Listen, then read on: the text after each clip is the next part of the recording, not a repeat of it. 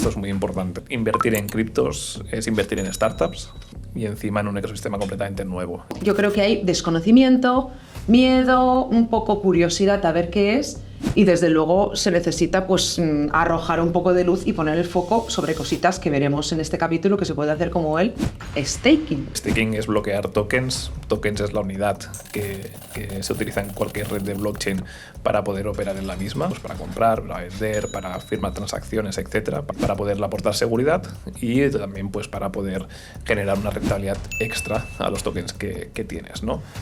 En DeFi, cuando tú actúas con DeFi de una forma totalmente descentralizada, lo que haces es actuar con una wallet, que es una clave pública y una clave privada. La clave pública es algo que todo el mundo puede ver y la clave privada es algo que tienes tú. En cualquier caso está claro que si pierdes tus claves o si alguien te las roba, pierdes el acceso a tus fondos o digamos que pierdes el control de tus fondos. ¿Cuál es el interés del exchange en ofrecer un servicio de staking o qué gana el exchange? Es muy sencillo, que es ofrecer esa infraestructura donde recibimos fondos de clientes que bloquean a cambio de un interés y nosotros nos llevamos una pequeña comisión de ese interés. Es lo mismo que hace el exchange, lo que pasa es que lo hace con un volumen tremendo y alocando todos los depósitos de los clientes que quieren hacer staking en su propia infraestructura.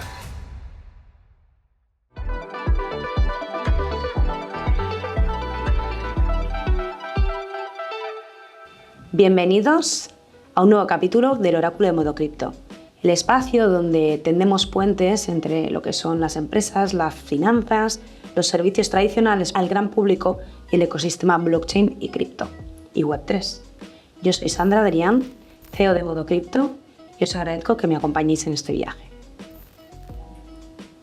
Bueno, pues en el capítulo que abordaremos hoy veremos uno de aquellos temas que es un poco más que la sociedad está ya también pidiéndonos, ¿no? Que lo expliquemos y que entremos en materia, ¿no? Genera en los medios de comunicación, que ahora nos explicará mi partner in crime, Noemí, bienvenida. Muchas gracias, Sandra. Genera un poco de, de a ver qué es, ¿verdad? A la misma vez que me da miedo.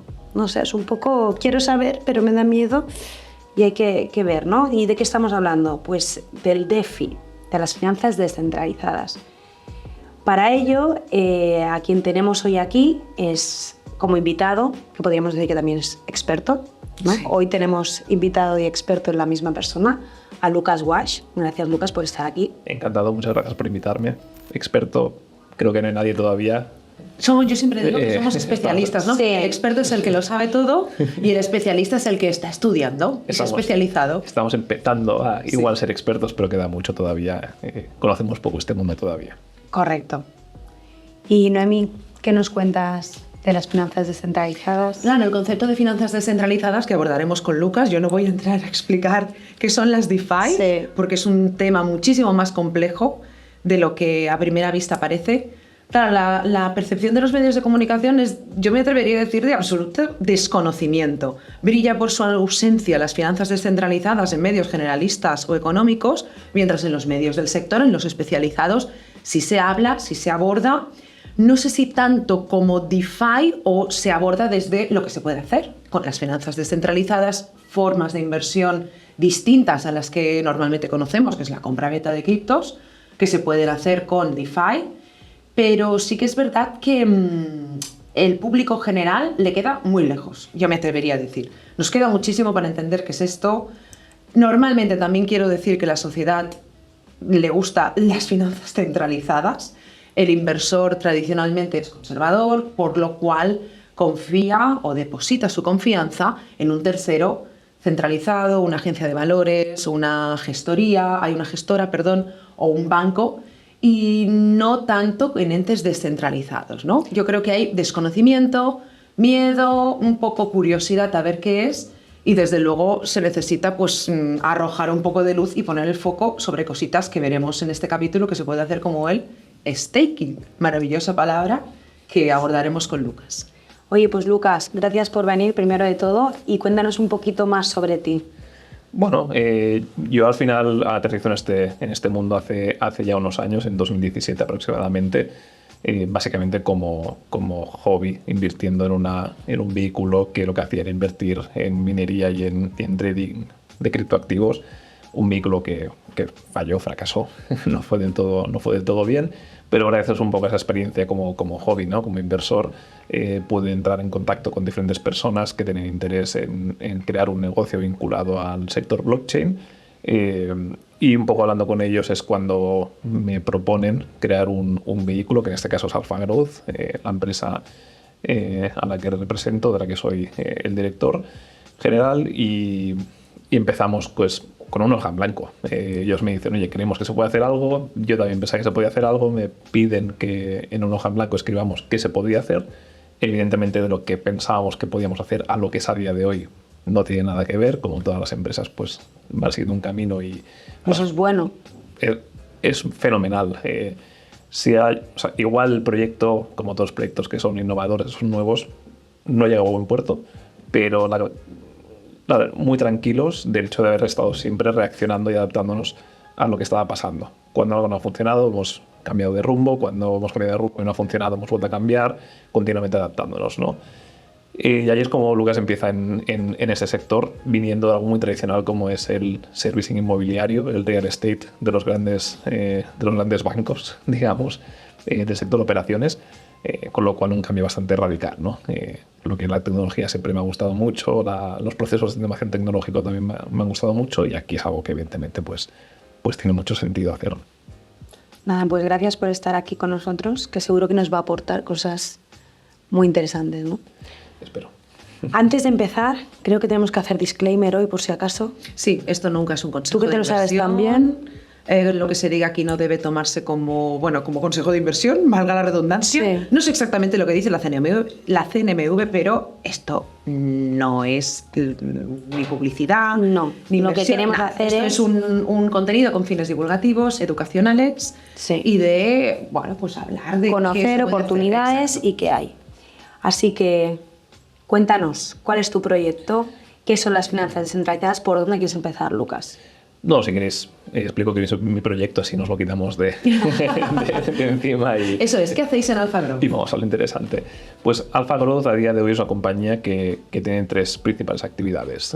Tenemos una actividad que es quizás la más pequeñita, donde lo que hacemos es consultoría y cierto desarrollo para proyectos Web3 que quieren aplicar tecnología a sus procesos de negocio, ya sean procesos de negocio, digamos, tradicionales que quieren aplicarla, o bien sean modelos de desarrollo de negocio vinculados al sector Web3, como puede ser una plataforma DeFi o como puede ser una plataforma, digamos, de compra-venta de NFTs, etcétera, mediante smart contracts, ese tipo de cosas.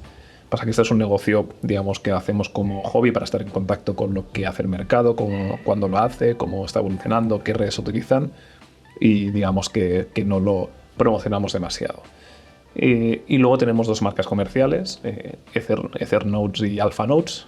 Una es de staking custodial para Ethereum y la otra es de staking non custodial para diferentes redes blockchain. El staking, hay que decir, ¿no? Vamos a puntualizar que es bloquear, dejar tus activos bloqueados en la cadena de bloques para aportar valor. Que ahora, si quieres, luego lo abordamos con detalle. Además ha dicho staking. Claro. Hay que explicar qué es staking. Claro, exacto. Staking No es el término custodia inglés. y custodial. custodial. O sea, Claro. que quiero decir que yo creo que... Aquí se puede bajar a detalle y Sí, y o verlo. sea, si nos quieres explicar un poquito más en qué consiste para terrenal, para aquel que diga, ay, pues a mí me gustaría quizás... Sí, de hecho, Noemí lo explicaba muy bien, ¿no?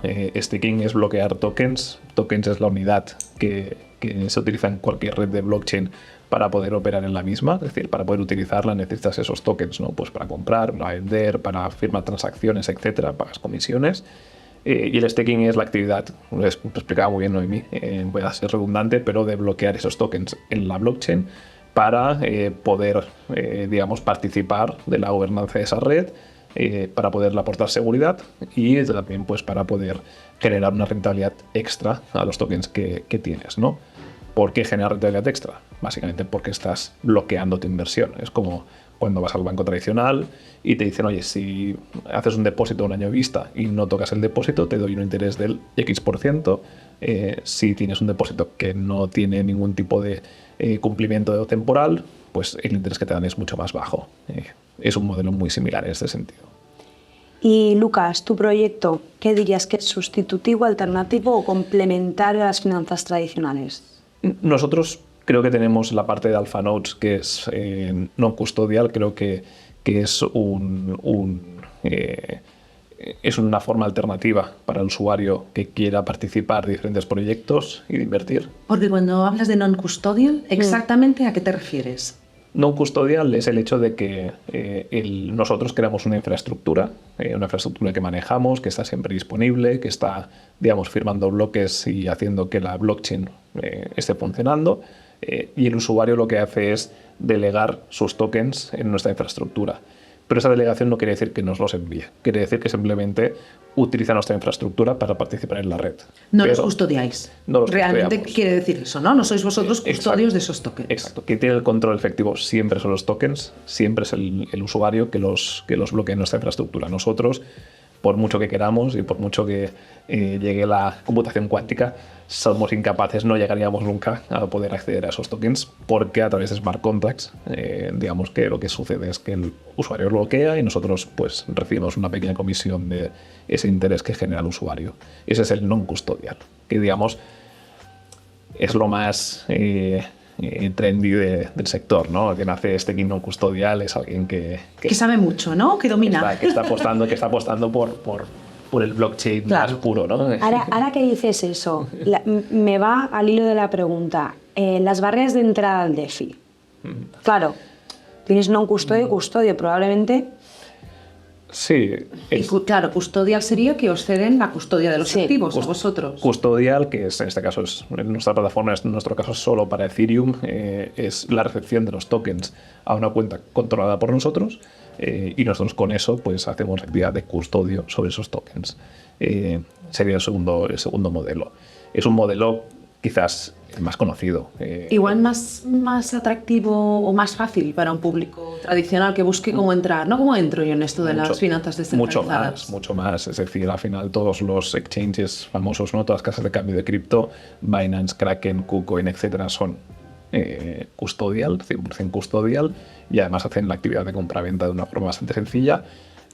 Las casas de cambio no custodial, los famosos DEXs, Claro, exchanges los exchanges descentralizados. ya requieren, Uniswap, ¿no? como Uniswap, por ejemplo, quizás el más conocido en la red de Ethereum, pero hay cantidades, PancakeSwap, Uniswap, ahora en Soroban están montando SoroSwap también en la red de Stellar, es decir, muchísimos, pero son más complejos de utilizar, o por lo menos no estamos tan habituados.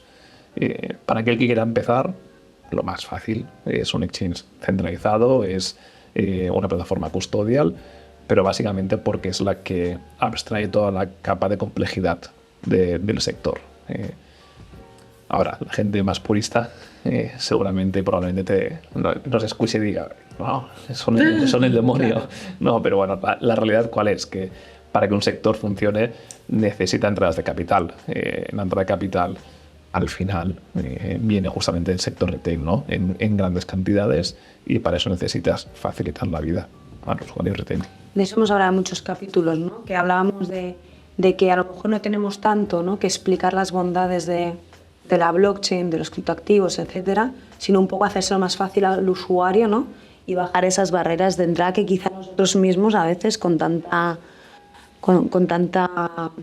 palabrería, ¿no?, que metemos en... Sí, igual entonces, un poco al hilo de lo que dices, vale la pena recapitular un momento. Vamos a ver qué puertas de entrada tiene el usuario en las finanzas descentralizadas y vamos a centrarnos luego en la que aquí nos ocupa. Compra-venta de criptos, ¿no? Un poco me gustaría recordar que tenemos un capítulo exactamente que explica cómo me compro un Bitcoin de la manera más sencilla de entrar, que podría ser con un exchange descentralizado, centralizado. Normalmente intentemos empezar, si queremos, con una plataforma que solo opere en la blockchain o con un broker que también ofrezca compraventa de criptos. Siempre vigilando los que escogemos, obviamente. Exacto, haciendo diligencia, nosotros la diligencia de vida. Diligencia, Sí. concienciación. Y luego podríamos también invertir en bolsa, ¿no?, de empresas del ecosistema. Por ejemplo, yo puedo comprar acciones de Coinbase, o lo que decías tú, puedo invertir en acciones de minería, si hubiera alguna que cotiza. O puedo, por ejemplo, fondos cotizados. Pero, ¿y si quiero entrar con el staking? ¿Cómo lo hago? Aquí hay dos grandes formas. Lo mismo, ¿no? El discurso siempre se repite. Tienes una forma de hacerlo que es muy sencilla para el usuario, pero que es centralizada, que es a través de las propias plataformas que ofrecen la compra-venta de criptoactivos. No sé si podemos hablar de marcas o no, o de empresas, sí. pero bueno, sí. Bueno, todavía no Esto no es un consejo de inversión.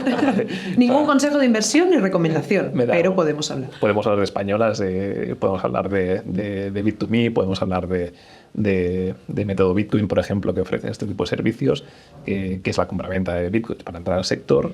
Y luego, creo que método Bitcoin no, pero sí Bit2Me tiene todos los servicios de staking directamente implementados en su plataforma. ¿Esto qué quiere decir? Que para el usuario, al final, compra o adquiere esos activos y desde la propia plataforma puede ejecutar las acciones de staking apretando botones. Es decir, oye, pues vas al menú que toca, apretas el botoncito, pones el staking y la plataforma ya hace por ti todo el trabajo, digamos, por detrás. Que al final esto es una forma de aportar liquidez a las plataformas. Esto es una forma, más que de aportar liquidez a la plataforma, es una manera que la plataforma tiene de ganar una rentabilidad extra. Extraordinaria, porque, ¿no? Evidentemente ellos cobran un fee por ese servicio, que el fee es una parte de lo que estás generando como intereses de ese staking, que es más de lo que normalmente se puede ganar si vas directamente a DeFi. Y están consiguiendo bloquear cierta cantidad de activos en su plataforma, que saben que durante X tiempo van a estar ahí bloqueados y por tanto pues les genera estabilidad. Pero lo que dice Sandra tiene sentido al preguntar. Está muy claro el interés del usuario en bloquear sus activos, pero el interés de la plataforma. O sea, ¿por qué digo esto? Porque normalmente en un tradicional, un banco, cuando tú estás bloqueando, como el dueño de esos activos es el propio banco y además normalmente lo que hace es que te dice que tiene una deuda contraída contra ti, ¿no? Es contractual, pero ese dinero él lo utiliza para prestárselo a otra gente. Aquí, con el tema después de lo de FTX, no sé si a lo mejor te estoy... No, aquí es interesante, aquí sí que no... ¿No? O sea, porque antiguamente sí que hacían lo mismo, pero después de lo de FTX pasó a haber el Proof of Reserve para comprobar que realmente un exchange no es custodio, muchas veces, o sea, puede serlo, pero no tiene por qué ser las dos, como hablábamos antes. Y entonces lo que tú haces es que esas criptos realmente son del usuario, pero no depositadas. Esto lo que tienen que hacer es segregar los fondos.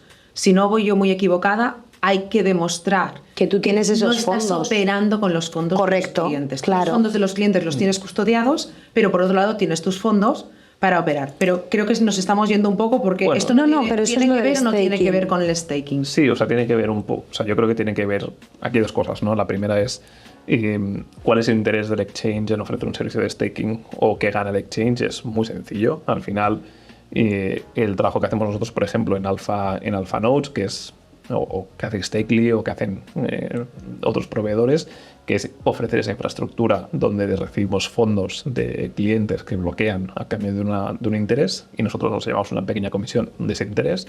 Es lo mismo que hace el exchange. Lo que pasa es que lo hace con un volumen tremendo y alocando todos los depósitos de los clientes que quieren hacer staking en su propia infraestructura. Evidentemente, donde yo, por ejemplo, puedo estar cobrando un estándar de mercado que puede ser entre un 10 y un 15% de comisión sobre el interés que se genera, un exchange normalmente lo que hace es cobrar una comisión mucho mayor. Puede estar cobrando entre un 15 y un 30%. Por tanto, digamos que ellos hacen mucho negocio. Es verdad que también están manteniendo una plataforma que da el acceso, que lo facilita, es decir, que tiene una serie de aspectos que lo pueden justificar. Pero eso es una de las partes, ¿no? Del interés que tenga el exchange. Sobre si tienen que utilizar o no los fondos de los clientes, idealmente no. Claro. Idealmente no. Otra cosa es que estaban conversaciones y no muy lejanas. En la última European Blockchain Convention hablaba con un exchange europeo conocido, no diré el nombre. No, ahora sí que no. Pero que al final me explicaban, ¿no? Que ellos donde ganaban dinero básicamente era cogiendo los fondos depositados de clientes pero eso, claro, y utilizándolos para generar los colaterales del trading de la gente que buscaba multiplicar por 10, por 20, por 50 su posición, digamos, en futuros. Eso sí que es un problema. Claro, eso sí que es correcto. Un problema. Pero luego puedes, por el tema de los préstamos descentralizados que hablábamos, ¿tú puedes ofrecer préstamos descentralizados contra este staking? Eso sí, se llama liquid staking. Eso no puedes hacerlo a día de hoy en plataformas centralizadas. Es algo bastante quizás más complejo. Es un paso más evolucionado, técnico, ¿no? Digamos. De hecho, si hacemos la evolución natural, ¿no? Alguien que dice, oye, me compro mi primer iba a decir un Bitcoin, pero quizás es muy igual a quien sí, me compro mi primer 0,01 Bitcoins, ¿no? Y tengo mis 1.000 euritos ahí puestos, tal, me voy a hacer millonario, toda la historia. Genial, lo tienes en un exchange, primer paso. Segundo paso es, ostras, me empiezo a ver proyectos y hay alguno que me interesa y veo que, no sé, pues por poner cualquiera, Solana, ahora habla muy bien, casi se hundió con FTX, pero ahora ha remontado, esto se viene a las nubes, tal. Quiero hacer staking, pero no sé cómo. Y lo haces desde la plataforma centralizada. Lo pones en staking y ves que te dan dando más tokens cada día y estás contento con tus tokens. Pero luego vas investigando y te das cuenta de que el exchange efectivamente te está cobrando una comisión más elevada, que puedes hacer ese mismo staking directamente desde DeFi, desde finanzas descentralizadas, yendo a buscar al proveedor de staking descentralizado como es Alphanote o otro cualquiera, y digamos quedarte ese pequeño margen que se queda el exchange, quedártelo tú. Eso implica para el usuario pasar de un modelo de custodia, tengo mis tokens en un exchange centralizado, a un modelo no custodial. Tengo yo los tokens y soy yo responsable de mantener las claves de seguridad, soy yo responsable, digamos, de firmar las transacciones y asegurar que no me hackean. Pero en cuanto a perfiles aptos, sería lo mismo que cuando hablas de inversiones tradicionales, ¿no? Depende del perfil de riesgo del inversor. ¿Recomendarías uno u otro o hay algún perfil o simplemente inicial, medio, experimentado? Creo que depende más de las ganas y el tiempo que tenga uno de investigar una y otra cosa. Normalmente cuando invertimos en productos bancarios, vamos al banco y le preguntamos qué tienes, qué es lo que me ofreces, qué es más interesante, qué es menos, y delegamos un poco esa gestión, ¿no? Los productos están montados, no nos complicamos mucho la vida en ver exactamente qué empresas están dentro de ese índice, o no nos dedicamos mucho a mirar cuáles son las acciones, ¿no? Que pueden ser interesantes para invertir o no. Normalmente el banco ya pues te da las opciones y tú eliges y ya está. Entonces creo que es más el interés que haya en el cliente, en el usuario, de realmente entender lo que está haciendo y hacerlo por su cuenta, o decir, oye, no tengo tiempo para esto, yo me dedico a la fiscalidad, me dedico a la comunicación, me dedico a Toma, Lucas, lo mío. Los vídeos. Claro, normal es. Oye, esto no es mi core business, toma, ocúpate tú. Es decir, no me compliques la vida. Y porque yo tengo una pregunta, porque antes hablamos de cómo entrar, pero al final, si yo, lo que tú acabas de comentar ahora, ¿no? Quiero entrar en DeFi, en finanza descentralizada, y dices, bueno, te informas, pero ¿por dónde empiezo a informarme? Porque tenemos algún capítulo precisamente de temas de estafas, porque la gente quiere entrar y como que ya, no sé, parece que queremos el conocimiento de hoy para mañana, tener todo el conocimiento para lucrarnos, ¿no? Y un poco te he dicho antes, yo no soy experto y empezaste ¿en qué año? En el 2017, ¿no? Entonces, para que vea la gente que en una semana tú ya no tienes un conocimiento nivel... No, es imposible. O sea, el proceso, dónde entro para informarme, qué puedo como confiar, ¿no? O sea, cómo me guío, sí, o sea, conocimiento... Ser consciente de que las claves las tienes tú y lo que implica. Claro, o sea, yo lo primero que diría es las pruebas de concepto con poco dinero. A no ser que seas millonario, que con mucho dinero y ganamos todos, digamos, pero si no con poco dinero. Es decir, cuando estás empezando tú a tomar control sobre tus fondos en finanzas descentralizadas, que la idea de finanzas descentralizadas es que tú eres el amo y señor de tus tokens, de cómo los utilizas y nunca pierdes el control de los mismos. Puedes aportarlos aquí, puedes aportarlos allá, pero tienes tú siempre el control y por tanto significa que... No tienes que ir al banco a pedir permiso de es que necesito tanto dinero para mañana.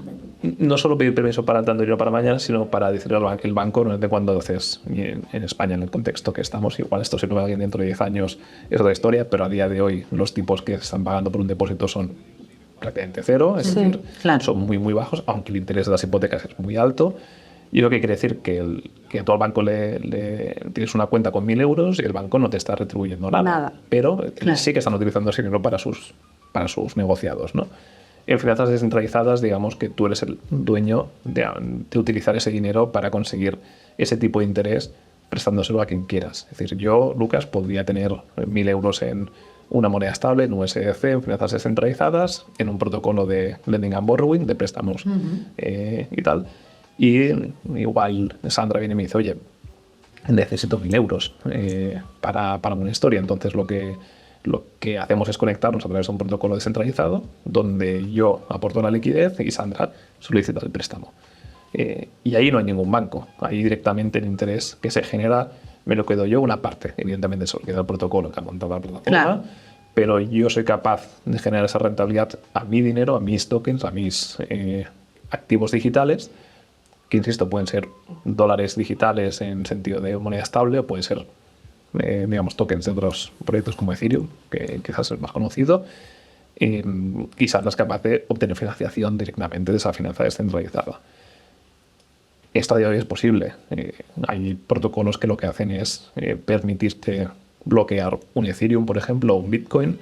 Con ese Ethereum o con ese Bitcoin obtener un colateral en dólares físicos que puedes retirar. Puedes sacarlos del banco como físicos, comprarte un coche y lo que te dicen es, oye, cuando recuperes el dinero en dólares y lo vuelvas a meter aquí, te devuelvo tu Bitcoin. Vale. Pero digamos que eres capaz de generar la compra de un coche apalancándote en un... Esto es muy interesante, me gustaría ver contigo la fiscalidad de todo esto, porque no tiene que ser sencilla, pero antes quiero preguntarte sobre un concepto, ¿no? Porque estamos hablando todo el tiempo de bloquear capital en las cadenas de bloques. Y de hecho hay un indicador de salud de las finanzas descentralizadas que es el total del valor bloqueado, el TVL, tan famoso, ¿no? Me gustaría que nos explicaras un poquito este concepto, que voy a leerlo porque he tomado nota, he hecho los deberes. Tenemos que durante los últimos 12 meses, a inicios de 2023, este total valor bloqueado eran unos 38.000 millones de dólares. A finales de enero, o sea, más o menos ahora, a estas fechas, 56.500 millones de dólares, ¿no? Estos son datos de DeFi Llama, que es un web que aporta este tipo de datos. Háblanos de esto. ¿Qué se espera? ¿Hay cifras de cómo podrían llegar a...? ¿Qué es lo deseable de este total valor bloqueado? Bueno, lo primero es que el total valor bloqueado depende directamente de la cotización de los tokens bloqueados, con lo cual... Es normal que incremente porque la cotización ha experimentado un incremento brutal. No es que haya más dinero, en realidad, más tokens. Desmitificando datos, has visto, ¿eh? Pues eso lo tenemos claro. Pueden ser las dos cosas o puede ser... Exacto, es decir, hay que entender bien cuál es el motivo por el incremento. Seguramente de este incremento que estás hablando, la gran mayoría o la gran parte ha sido un incremento del valor de los tokens que están respaldando, digamos, ese capital o ese bloqueo. Eso está muy bien que lo digas porque muy a menudo cuando ves este dato en crudo dices que bien que están las DeFi. ¿No? Vamos a tope. Vamos a tope. Y no, señores, a lo mejor no hay mucho más tokens, sino es eso, hemos tenido este crecimiento. Pero esto nos pasa en los impuestos, ¿eh? Porque hay mucha gente, como tenemos que hacer el tema, por ejemplo, del 721 o impuesto al patrimonio, que va por valor. O sea, tú puedes ser que haya un año que tienes 10 bitcoins, como pasaba hace muchos años. Y hayas perdido, ¿no? No has perdido, porque si no has materializado no tienes la ganancia o la pérdida. Pero tu valor puede ser que no te haga presentar ningún modelo informativo, pero luego de golpe se dispara el precio del Bitcoin a 100.000 y Dios mío. Y entonces tienes que empezar a presentar modelos a la agencia tributaria como el 721 patrimonio, que antes no estabas obligado. Claro. Aunque no hayas vendido, aunque solo hayas comprado. Porque esto sí que es por poner un poco como va de cara siempre al usuario el podcast, ¿vale? El programa. Tienen muchos el problema de que tienen por desinformación o por sobreinformación, porque tampoco no lo tengo muy claro cuál sería de los dos, creo que es un poco el mix, que tienen conceptos clave mal estructurados, ¿vale? Es decir, mucha gente me viene y me dice, primero que en enero tienen que presentar los modelos 172, 173.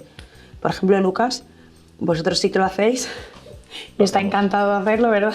Felices de ser compliant. Sí, porque tienen que cumplir con todo el tema de prevención de blanqueo, ¿vale? Que eso también lo digo para que vean que vuestra plataforma y vuestra empresa cumple con rigor, ¿vale? Con todo lo que se pide, ¿no? Entonces muchos usuarios se piensan que ellos lo tienen que presentar, ¿vale? Que yo digo, no, y me llaman locos. Es que claro, he hecho compraventas y tengo que hacer este modelo. Digo, no, tú no. Esas son las plataformas que o bien custodian o hacen compraventa de criptoactivos o algunas que han hecho ICOs, ¿vale? Es decir, han lanzado tokens. Esto sería 172, 173. Exacto. Luego me vienen con el tema del 721. 721 es aquellos que tienen un valor de más de 50.000 euros en exchanges que están en el extranjero. Eso quiere decir que si yo tengo la custodia, por ejemplo en DeFi, Si yo tengo en protocolos como en Alphanode o en Evernote... Si yo tuviera bloqueado más de 50.000 euros, tendría que hacer la declaración. Si yo tengo bloqueado todo mi dinero, tokens por valor con Lucas, sea centralizado o descentralizado, no tendría que hacer nada. Porque Lucas lo haría por mí. O lo hace por mí o no estás obligado. Vale, una de dos. Estamos en Europa. Claro, estamos en España. Sí, porque ellos ya lo declaran, entonces no habría que hacerlo. Si yo lo tuviese en un exchange como Kraken... En Uniswap no, porque es descentralizado. Porque tú tienes tus propias claves. Vale. ¿Vale? Si lo tengo en Kraken, sí. Si lo tengo en Kraken, sí que tendría que... Bueno, Kraken en realidad está en Europa, si no me equivoco. En BingX o BingX, bueno, es igual, cualquiera que... Pero una cosa es que tenga... No, pero esto me va muy bien, porque también hay un problema, que se piensan que que si tú presentes el 172, 173 no estás obligado, y están diciendo que todos los que tienen licencia del Banco de España tienen que presentarlo, pero no es así. Porque tú puedes ser como eToro, por ejemplo, que ellos cumplen con su licencia y la tienen aquí, pero ellos no tienen establecimiento permanente, con lo cual no tienen un CIF, no tienen residencia fiscal en España. Entonces ellos cumplen con su normativa, su KIC, su licencia en España, pero no presentan estos modelos. Pues, ¿qué es lo que ocurre? Que hay como mucho desconocimiento, quizá por sobreinformación o desinformación, ¿vale? No lo tengo claro, pero muchos usuarios nos llaman preocupados durante el mes de enero porque se piensan que tienen que presentar los modelos 172, 173, ¿vale? Estos modelos no son para usuarios de a pie de calle al final, son para aquellas empresas que son custodios, como Lucas, o exchanges, es decir, que son aquellos que proveen te guardo tus fondos o soy el intermediario para que tú puedas comprar y vender criptoactivos, ¿no? También esos que emiten ICOs, ¿no? Pero al final el usuario de a pie no tiene que hacerlo. Pero sí que, por ejemplo, si tienen más de 50.000 euros en exchanges en el extranjero, sí que durante el mes de marzo tendrían que presentar el modelo 721. Que es importante aquí matizar, ¿no? Porque también hay un problema que ha habido, porque en Hacienda en preguntas frecuentes hay gente que no lo ve claro, ¿vale? Yo, como siempre me leo el BOE, pues interpreto del BOE directamente por si acaso. Te dicen que si tienen que presentar el 172-173 donde tú tienes depositado tu dinero, quiere decir que tú ya no tienes que presentar el modelo 721. Que es el de patrimonio. No es el de patrimonio, patrimonio va con renta, es uno simplemente informativo de tus cripto, cuando te supera los 50.000 extranjeros. ¿Qué ocurre? Que la gente se pensaba que todos aquellos exchanges y custodios que aparecen en el Banco de España conforme tienen licencia para poder operar en España están obligados a presentar estos modelos, pero no es así. Lucas, como sí que tienen residencia fiscal en España, igual que Binance, igual que Bit2Me, igual que Método Bitcoin o NICE como custodio, entonces sí que presentan estos modelos, ¿vale? Pero, por ejemplo, tenemos eToro, eToro, Coinbase, ellos cumplen con su licencia en España para hacer las cosas correctamente, pero tú ya lo ves en el Banco de España donde pone que no tienen establecimiento permanente, ¿vale? Ni tampoco tienen la sede fiscal aquí. Eso quiere decir que ellos no son sujetos obligados por la agencia tributaria. Con lo cual, si yo tengo mis criptoactivos custodiados, ¿no? O depositados, mejor dicho, en algún tipo de estas plataformas, a pesar de que tengan licencia, tendré que revisar si sí que tengo que hacer este modelo 721.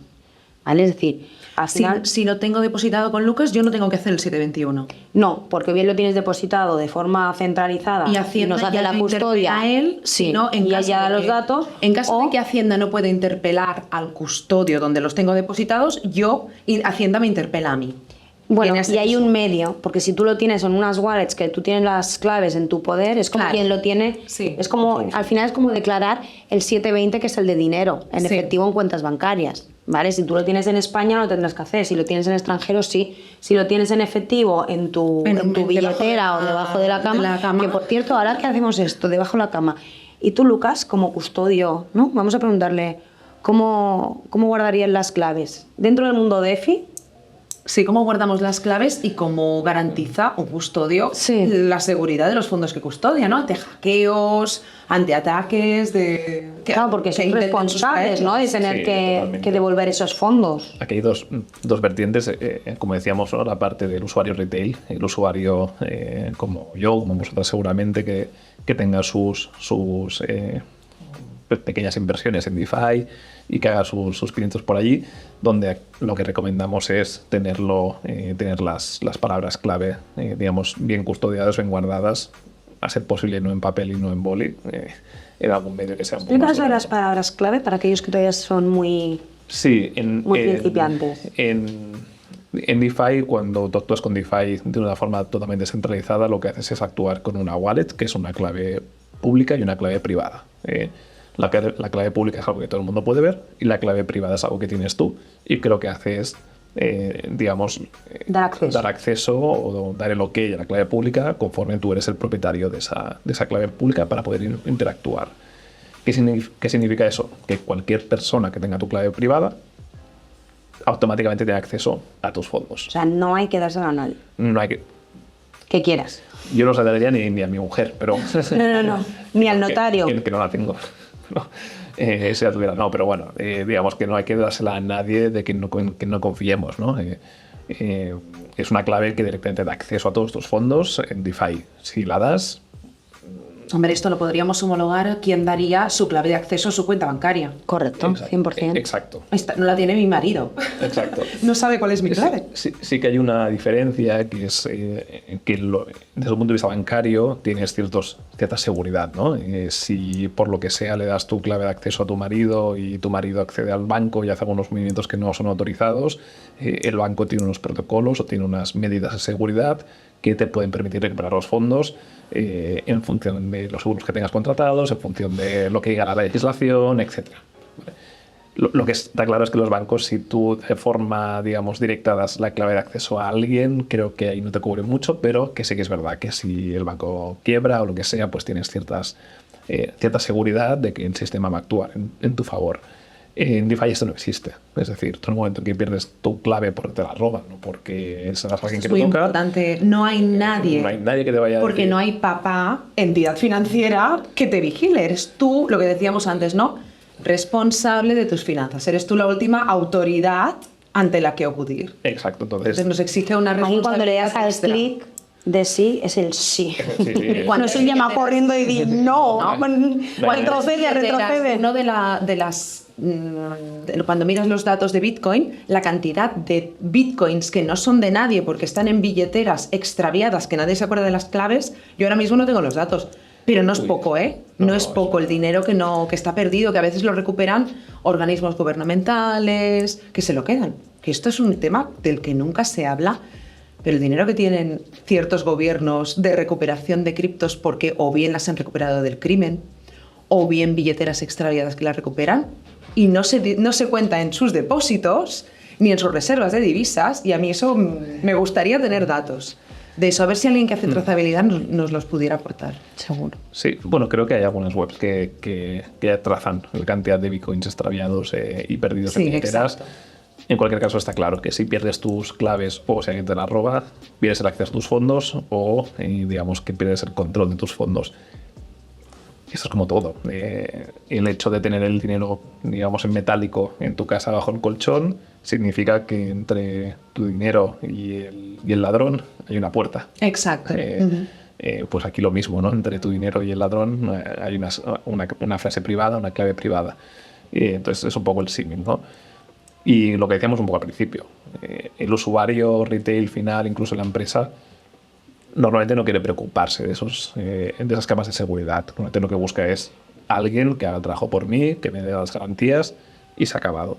Es que aquí, Lucas, porque también decimos que no le dejaríamos ni la frase privada a un notario.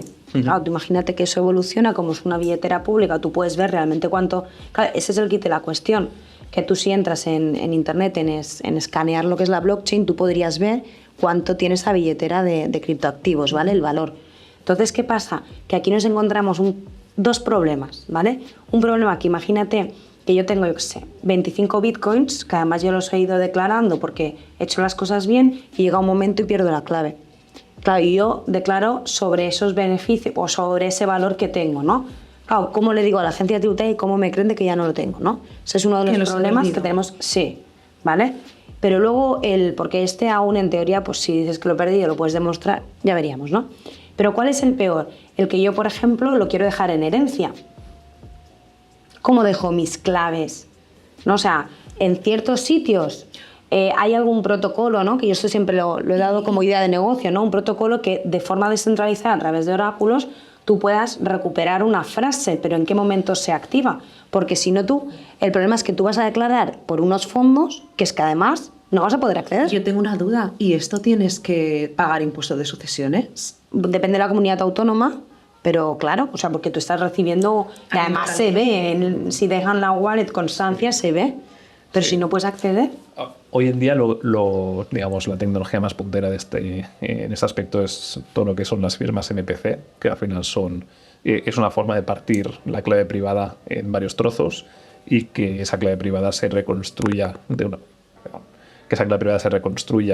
en el momento en que diferentes actores, digamos, que estén haciendo una firma de esa clave privada para poder, digamos, desbloquearlo. Esto es el famoso multisig, una cuenta que tiene 5 firmas, ¿no? Lo que está haciendo es aplicar tecnología MPC para que esas 5 firmas sean las que controlan la clave privada de esa wallet.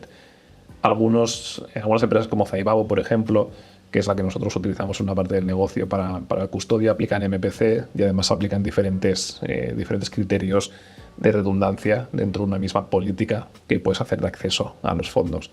De manera que para un cliente incluso tenemos configurado cuál es la wallet de salida a la que tienen que ir los fondos en caso de que el propietario pues fallezca, es indispuesto, etc., ¿no?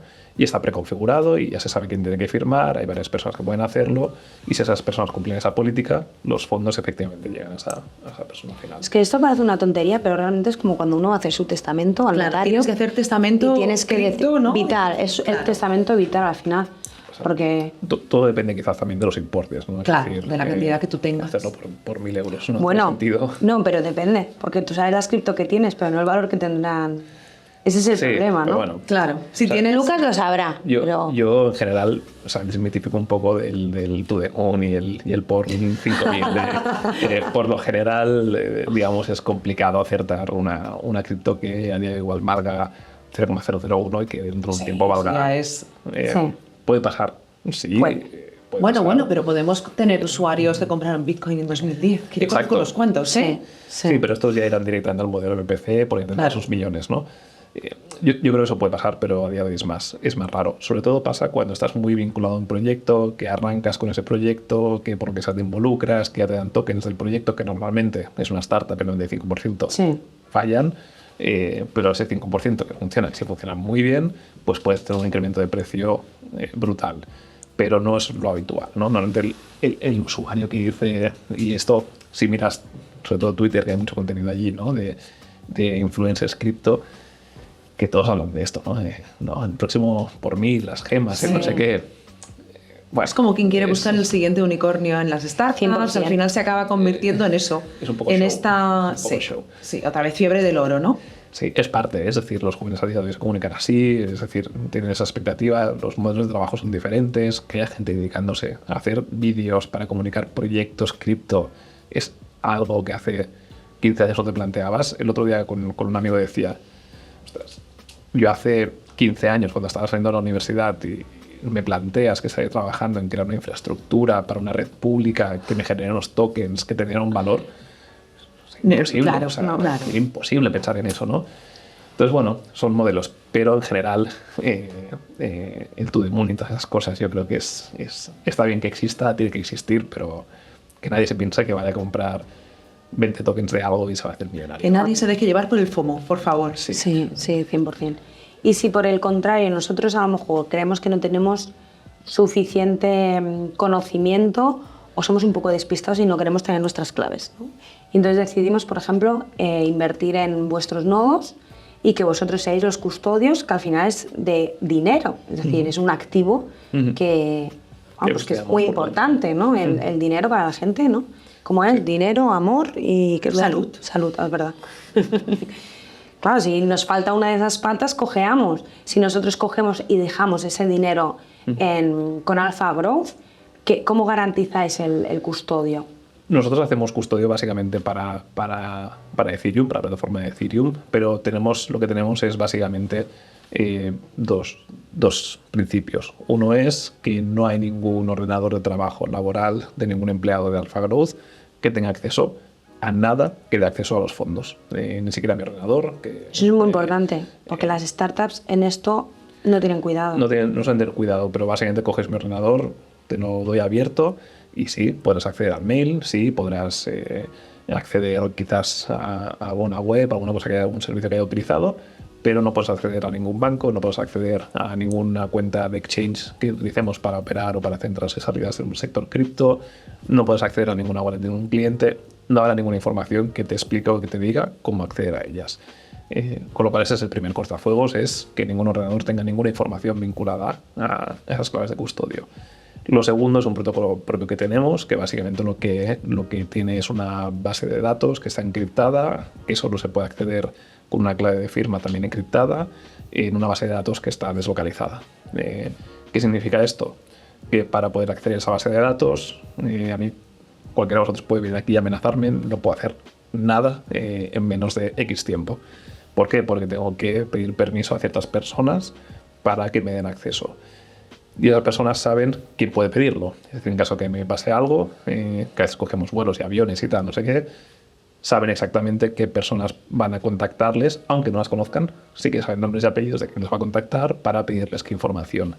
Entonces, hemos creado un poco este puzzle que hace que las claves privadas de todas las wallets que gestionan los fondos de los clientes estén completamente... Yo creo que es muy importante, o sea, y la información que acabas de dar, porque al final la gente a lo mejor lo deja así como... Es un centralizado, pero no nos olvidemos que a veces los centralizados, me refiero a exchanges normales, ¿eh? Tampoco sabemos qué están haciendo realmente claro, con los fondos. Lo que hay detrás de esa infraestructura en cuanto a medidas de seguridad, está bien que el usuario final sea consciente de que no son pocas. O sea, hay la misma seguridad que tendrías en una caja corazada, pero trasladada al final a la blockchain. Pero esto es concienciación, no es solo el de cara a Hacienda o a tener la licencia, hago esto. No, esto es porque vosotros realmente, éticamente... sabéis que tenéis que tener una protección de vuestros clientes. O sea, es muy sencillo. Es decir, nosotros a día de hoy en la plataforma de custodial estamos gestionando el TVL famoso. Son 10.000 Ethereums, lo decimos en tokens, que al valor de hoy son unos 22 millones de euros barra dólares, más o menos 21 o 24 millones de euros dólares. No quiero tener la responsabilidad de tener el acceso a esos fondos por mí mismo, ni por yo mismo ni una segunda persona. Es decir... También es por vuestra propia seguridad, ¿no? Evidentemente. Claro, que nunca sabes... Bueno, ahora de esto no se oye prácticamente hablar, pero hace un tiempo proliferaron ciertas noticias de personas con inversiones en cripto que habían en su casa les habían secuestrado, amenazado para que les dijeran las claves. Sí. De esto también tengo que decir que era el fundador de pero bueno, aquella red social 20, el fundador de 20. Nunca se supo si era justamente porque quería dar por perdidos esas criptos era una forma de justificar la pérdida hace un falso secuestro o algo así. No se sabe. De todas formas, volvamos a recapitular, vamos ya cerrando. Sí. Una última pregunta que me gustaría hacer, ¿no? Para alguien del mundo tradicional, puede ser un inversor retail, pero también, ¿no? Mucho family office, por ejemplo, muchos asesores financieros, son figuras que están adentrándose poquito a poco en el tema del staking y en las finanzas descentralizadas. ¿Qué le dirías a alguien, a un institucional sobre todo, o tal vez a un retail que aún no se haya atrevido, que le llame la atención lo de dejar sus fondos bloqueados para obtener rentabilidad, que ya tenga a lo mejor algún token o algún cripto?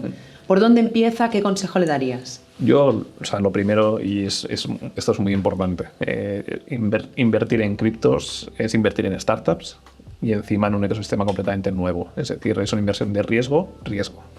No. Riesgo al cuadrado. Sí, no es... O sea, que si tienes un perfil de inversión conservador, que te gusta ir a lo seguro, largoplacista y demás, mejor no te metas. O largoplacista sí. Bueno, largoplacista sí, si eres más tradicional, ¿no? Y todos tenemos algunos amigos que dicen, no, esto es una estafa, es piramidal. Bueno, ok, pues no hace falta que te metas. Lo que sí que es importante entender que si te metes, estás invirtiendo en startups o un proyecto cripto, por mucha evaluación que tenga, mucha valuation que tenga en el sector, es muy nuevo, tienen 2 años, 3 años, 1 año y medio, 5 años como mucho, y eso significa que son startups, con un método de financiación diferente, con una propuesta de valor diferente, pero startups. Y eso, por tanto, quiere decir que pueden quebrar, que pueden ir mal, que no tienen por qué ir bien. Entonces es un riesgo, y si además lo juntas con un sector que es muy innovador, muy diferente, que tiene desde 2017 smart contracts en Ethereum y por tanto 5 años de uso real, útil, desde un punto de vista, digamos, de proyecto o de valor añadido, es todo muy nuevo. Entonces, diría, cuidado porque es de mucho riesgo. Por tanto, nunca pongas dinero que no tienes, y si lo tienes y lo quieres y que poner... no puedas perder. Dinero que no puedas perder. Exacto, es decir, pon dinero que puedas perder, que no te importe. Yo siempre lo digo, pues en mi patrimonio evidentemente me dedico a esto, pero, por tanto tengo más porque tengo que poner el ejemplo, ¿no? Para mis clientes. Pero yo te diría, no pongas más de un 1% de tu patrimonio. Es decir, no me parece una barbaridad poner más. Porque puede ir muy bien, pero puede ir muy mal. Esto para el retail. Con lo cual, diría, con tranquilidad, no te emociones. Si pones 100 y de golpe tienes 300, no creas que los siguientes 1000 van a ser 3000. Probablemente los 300 sean 50 y los 3000 acaben siendo tal. Cuando pueda. Entonces, lo que hayas invertido, lo que hayas ganado, recupéralo cuanto antes si puedes y juega con beneficios y mírate los proyectos. Olvídate de mirar youtubers que te digan esto se va a to the moon y se va por 100. Lee sobre el proyecto, entiéndelo, cuál es la propuesta de valor que aporta, qué es lo que está proponiendo, etcétera, cuál es el equipo, dónde están, cuál es su roadmap. Investiga el proyecto, que al final es un poco la gracia, no más que especular con si el token sube o baja. De cara a family offices y institucionales, que de hecho son nuestros clientes, Esto me sorprende, ¿eh? O sea que vosotros, vuestros clientes, tenéis este tipo de inversor que gestiona patrimonio de terceros, normalmente patrimonio de terceros muy conservadores, pero en cambio están incursionando en un mundo en el que hay rendimiento, hay rentabilidad. Sí, o sea, claro, aquí el tema es sencillo de entender, ¿no? Cuando tú eres un family office, eres un inversor institucional, un multifamily office, un VC, la figura que sea, ¿no? Que gestione el patrimonio y grandes cantidades, tienes una parte alocada, tienes una parte destinada a inversiones de riesgo, que suele ser un 5 o un 10% de la cartera, que es la que puede generar una rentabilidad muy elevada. Dentro de este 5 o 10%, ¿por qué no invertir una parte muy pequeñita en algo de mucho riesgo para alguien tan tradicional como puede ser criptoactivos en rentabilidad, ¿no? Posiciones a medio y largo plazo, que me den una rentabilidad, que le saquen cierto rendimiento y ya veremos qué pasa. Pero tiene sentido que sea así. Ese tipo de actor sí que es verdad que nunca va a hacerlo por su cuenta. Es decir, es muy difícil ver un actor de ese tipo que coja en su equipo para que conozca cómo hacer DeFi. No, esto normalmente es a través de intermediarios que ya estén en el sector y les aporten toda la seguridad que necesitan. Y ahí es donde entra todo lo anterior que hemos estado viendo contigo. Estos actores, estos actores necesitan toda esta capa adicional de confianza, porque delegan en ti un patrimonio pues que no es suyo, son grandes cantidades. Es seguridad y también en la parte que es que no tienen el tiempo para aprender, para llegar a todo esto. Claro. Es decir, Claro, lo mejor es aliarse y por eso un poco también dicen que el futuro de las finanzas está en las finanzas descentralizadas, porque hay como una alianza, no hay Yo creo una cosa, y aquí corrígeme, Lucas, si me equivoco, pero yo creo que los que están en las finanzas descentralizadas, que además mucha gente es gente joven, ¿vale? Que realmente me parece súper bien porque es gente que ya desde